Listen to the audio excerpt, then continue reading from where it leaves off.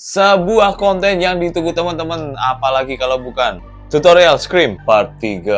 Oke, kalau di video pertama kita sempat udah bahas bagaimana caranya cari distorsi. Di video kedua kita udah bahas bagaimana cara kita pengucapan. Nah, kali ini kita harus belajar masalah power. Power itu gak kalah penting sama distorsi ataupun pengucapan. Jadi, justru power itu adalah nomor satu. Tapi memang kita harus dapetin distorsi dulu. Tapi apalah arti distorsi kalau power kita nggak punya? Distorsi pasti jelas hilang-hilang. Tapi kalau kalian udah punya power, punya kekuatan yang berasal dari diafragma, kalian bakal sempurna banget screamnya tanpa ada miss sedikit pun. Power itu berasal dari perut atau diafragma. Jadi yang kalian lakukan adalah cukup simple banget. Kayak lagi ngeden. Supaya apa? Supaya nafasnya tertahan rapi dan ngeluarin distorsinya jadi lebih tipis-tipis, nggak langsung.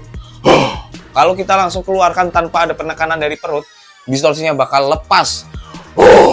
Nafasnya udah habis gitu aja.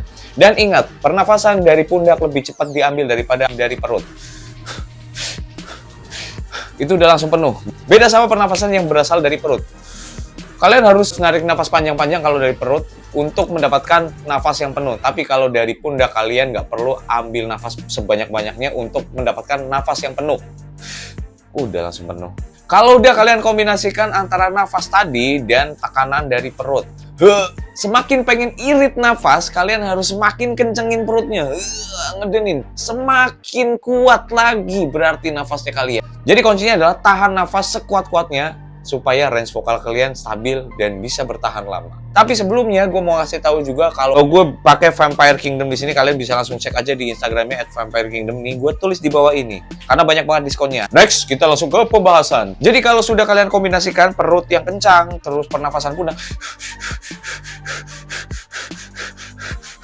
supaya temponya bisa kekejar dan nafasnya lebih stabil. Jadi kalau kalian ambil nafas di sela-sela nafas, walaupun sedikit banget tuh ya, jaraknya antara lirik pertama dan lirik kedua, kalian bisa ambil nafas secepat-cepatnya kalau menggunakan bisa lebih cepat. Jadi sistemnya kayak ngos-ngosan. Kalau kalian udah latihan perut, latihan nafas, kalian tinggal bikin distorsi yang kemarin di part pertama kita udah sempat pelajarin. Cara latihannya gampang banget. Bikin 3 pendek, 1 panjang. Gini contohnya. Slow dulu, main tempo pelan dulu. Setelah itu kalian ngebutin lagi. Kencengin lagi.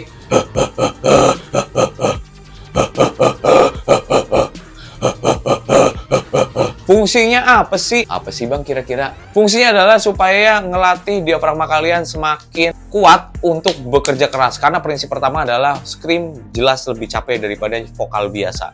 Jadi kalian harus kuat-kuat di bagian perut ya. Fungsinya dari 3 pendek tuh itu. Untuk melatih perut tetap biar terkontrol. Untuk melatih perut supaya tetap terkontrol dengan pressure yang cukup kuat. Fungsi dari 1 panjang itu untuk melatih kestabilan distorsi kalian. Jadi nggak naik turun. Dan kalian bisa mengontrol semua emosi yang kalian punya. Kalau kalian nggak kontrol, itu suaranya bakal naik turun. Jadi kalian harus tetap bisa stabil. Jangan naik turun. Tetap harus bisa stabil. Semakin kalian bisa menguasai di tempo yang pelan, kalian naikin lagi temponya terus sampai kalian maksimal ada di tempo yang paling cepat. Menaikkan tempo itu juga bagus banget buat ngelatih emosi kalian ketika lagi berlatih scream. Karena di dunia scream kalian nggak boleh banget emosi. Jadi kalian harus tetap stabil. Slow, stabil aja. Nggak boleh terlalu overpower, nggak boleh langsung ngebuang banget di awal. Langsung keluarkan di situ. Padahal ada 2-3 detik yang bisa kalian save nafasnya untuk di akhir-akhir. Dan range vokal pada umumnya untuk orang yang baru belajar itu biasanya 3-5 detik aja. Jadi jangan berharap dapat panjang. Pengen dapat panjang, kalian bisa latihan kardio, lari, contohnya untuk membesarkan kapasitas paru-paru supaya range vokalnya bisa jauh lebih panjang. Atau kalian tetap berlatih terus. Range vokal biar cukup panjang, ya tadi 3 pendek 1 panjang. Ngebutin aja terus setiap hari. Kalau kalian setiap hari mempelajari itu, kalian akan dapetin kapasitas paru-paru yang oke punya. Eits, tapi ingat, belum boleh dipakai buat nyanyi. Oke, ini baru basic dasar distorsi, belum lari ke teknik-teknik yang lain.